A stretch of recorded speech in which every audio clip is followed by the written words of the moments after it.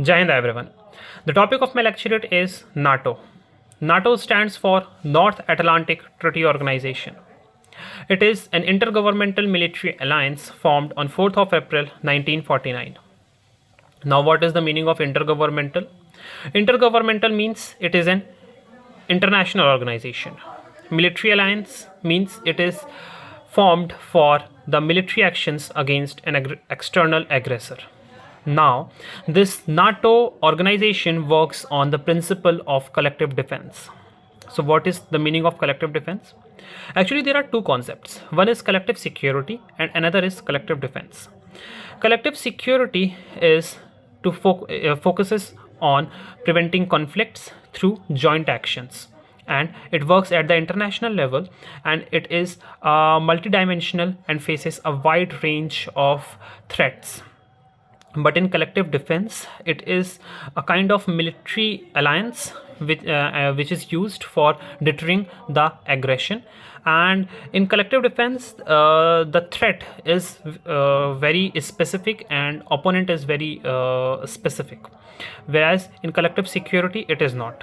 For example, the United Nations organization works on the principle of collective security, whereas NATO works on collective defense.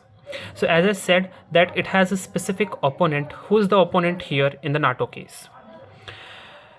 The opponent here is very obvious, that is USSR. Since it was formed in 1949 after the Second World War, it is to prevent the expansion ideology of communism of USSR. United States does not want it to expand its territory and ideology in the Europe. Therefore, it formed NATO. Now, there is one article in NATO, that is Article 5, which says that if there is an attack on any of the member country, then the attack would be termed as on all the member countries, and they together would retaliate. So, as we have learned why NATO was formed, now understanding how helpful it is.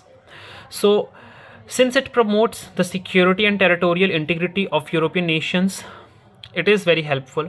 It provides, there are so many small countries which do not have a strong army.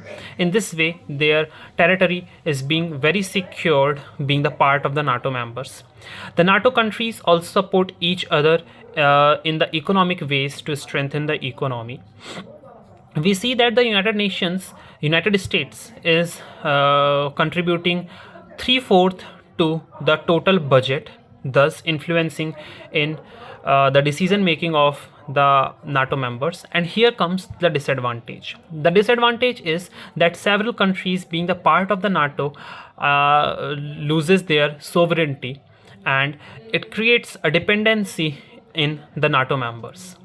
We see that the decision making is also being highly influenced by the member nations, and at present the world is multipolar, not bipolar. So the countries has many other options to join other member nations and organizations, and NATO restricts in these way. Thank you so much.